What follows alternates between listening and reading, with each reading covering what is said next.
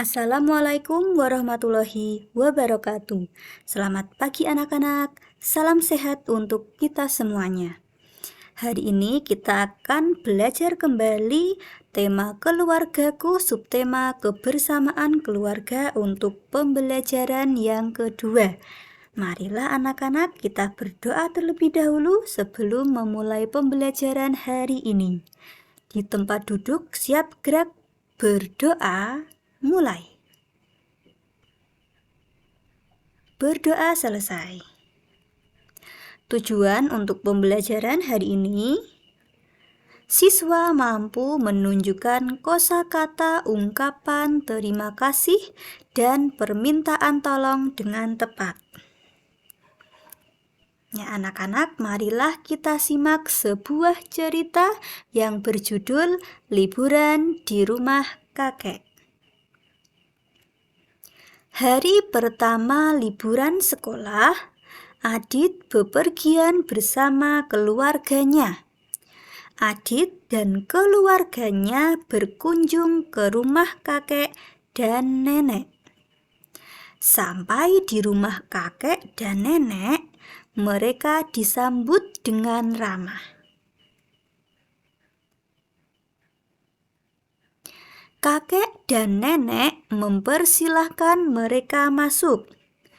Aneka camilan telah disiapkan. Ada cireng, lumpia, dan pisang goreng.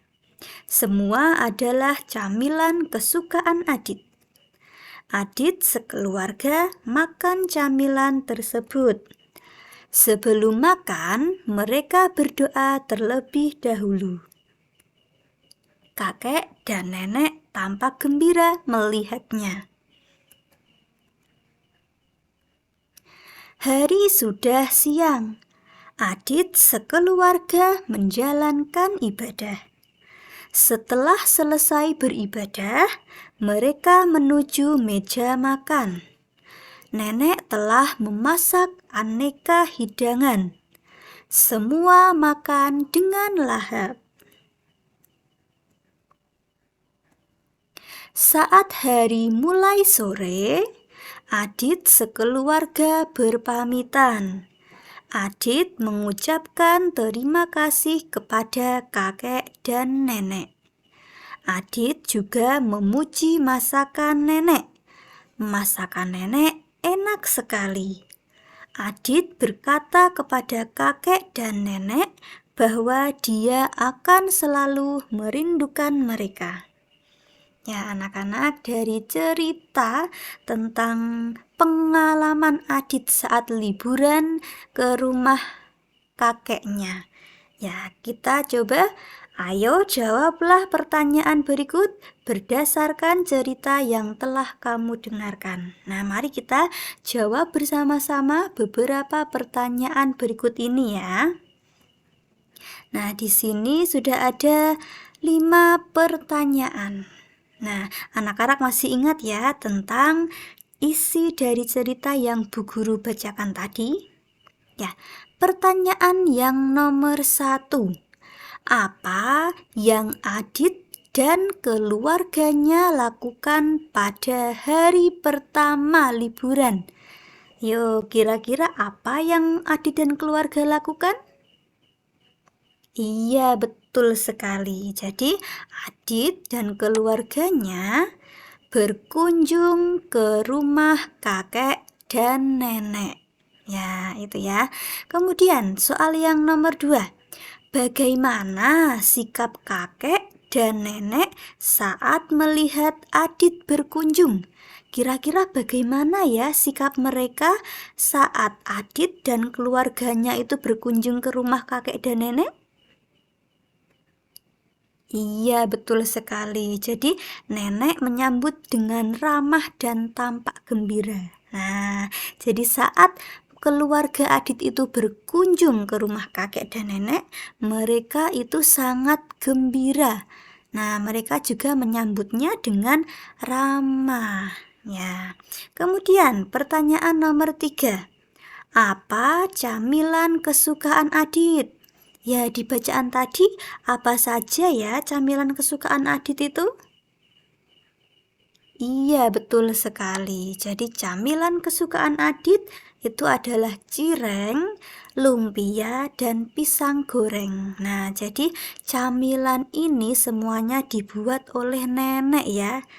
Nah, berarti masakan yang dibuat oleh nenek itu semua adalah kesukaan dari Adit.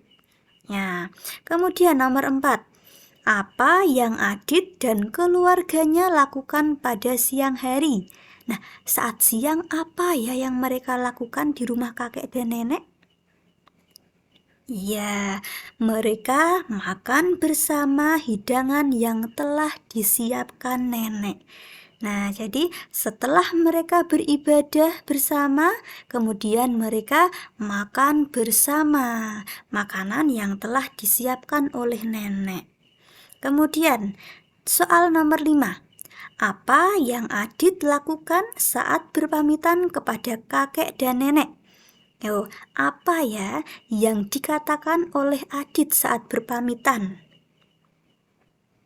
Betul sekali. Jadi, Adit mengucapkan terima kasih dan juga memuji masakan nenek. Nah, pujiannya bagaimana? Masakan nenek enak sekali dan Adit akan selalu merindukan kakek dan neneknya. Nah, itu ya isi cerita tentang liburan di rumah kakek. Nah, jadi cerita dari Adit, pengalaman dari Adit. Nah, anak-anak, dari cerita yang telah kita baca atau telah kita dengarkan tadi, nah kita mengetahui bahwa ucapan terima kasih, nah itu harus selalu kita ucapkan. Tidak hanya saat kita diberi saja, saat kita diberikan pertolongan, nah itu juga tetap mengucapkan terima kasih. Nah, apalagi kita telah disayangi dengan contohnya adalah saat Adit ini dimasakan oleh neneknya. Nah, karena masakan neneknya itu sudah sangat enak. Nah, dan dia diberikan kasih sayang yang begitu besar kepada neneknya. Jadi Adit mengucapkan terima kasih. Nah, selain itu, Adit juga memuji nenek. Nah, pujian yang kita berikan kepada orang lain itu akan membuat orang lain pun bahagia. Nah, itu ya anak-anak. Nah, selanjutnya mari kita simak cerita tentang permainan engklek. Nah, adakah anak-anak di sini yang pernah memainkan engklek ini? Ya, jika belum, perhatikan gambarnya ini terlebih dulu. Nah, ini ada seorang anak yang sedang melakukan permainan engklek. Engklek termasuk salah satu permainan tradisional. Engklek dimainkan bersama teman-teman. Sebelum bermain engklek, kita membuat kotak-kotak terlebih dahulu. Anak yang akan bermain melempar kerikil ke kotak. Lemparan kerikil tidak boleh keluar kotak. Jika kerikil keluar kotak, pemain dianggap gugur. Nah, jadi ini adalah permainan engklek yang merupakan salah satu permainan tradisional atau khas dari Indonesia. Nah, engklek itu dimainkan bersama dengan teman-teman. Nah, jadi secara bersama-sama ya. Nah, kemudian saat kita mau bermain engklek, yang harus kita lakukan adalah membuat kotak-kotaknya terlebih dahulu. Nah, contohnya seperti ini ya. Nah, tapi di beberapa daerah kotaknya ini bisa berbeda-beda bentuknya. Nah, sesuai dengan daerahnya masing-masing. Nah, kemudian saat kita ingin memainkan engklek, nah anak yang akan bermain itu melempar kerikil ke kotak. Jadi di kotak yang sudah tersedia ini. Nah, apabila kerikilnya ini keluar saat kita melempar ternyata keluar dari kotak, maka pemain itu dianggap gugur. Nah, kemudian berganti dengan pemain yang lainnya. Nah, itu ya. Pemain melompati kotak-kotak yang ada. Pemain melompat dengan satu kaki. Pemain tidak boleh menginjak kotak yang ada kerikilnya. Pemain yang melewati satu putaran boleh melempar kerikil ke arah kotak dengan cara membelakanginya.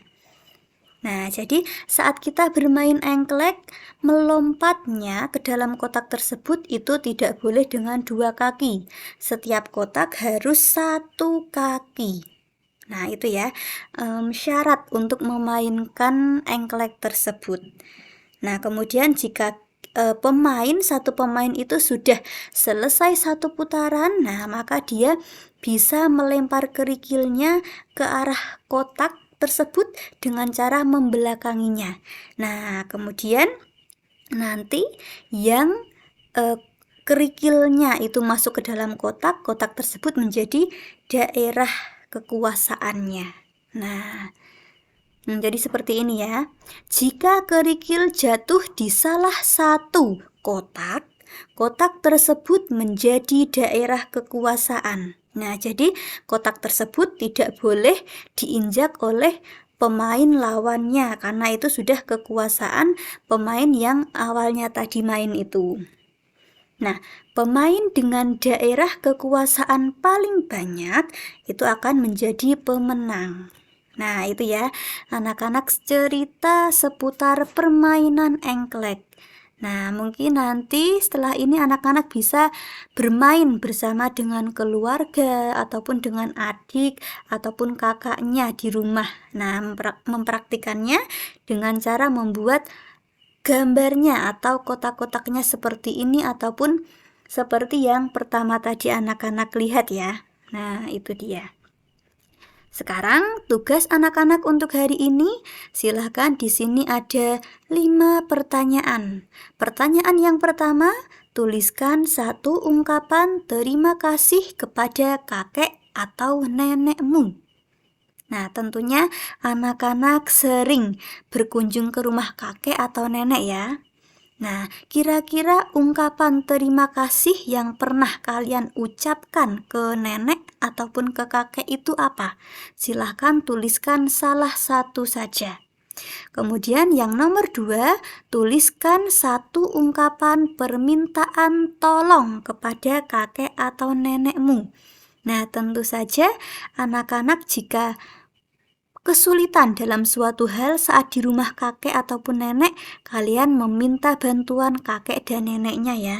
Nah, hal apa yang kalian pernah mintai tolong oleh kakek atau nenek itu? Nah, anak-anak silahkan tuliskan satu saja ungkapan permintaan tolongnya. Nah, jadi satu kalimat saja. Kemudian yang nomor 3, sebelum bermain engklek, kita harus membuat titik-titik. Nah, harus membuat apa? Kemudian yang nomor 4, pada permainan engklek, kotak yang ada kerikilnya tidak boleh diapakan. Gitu ya. Kemudian yang terakhir soal nomor 5, pemenang dalam permainan engklek adalah pemain yang titik-titik. Nah, itu dia 5 soal untuk anak-anak hari ini.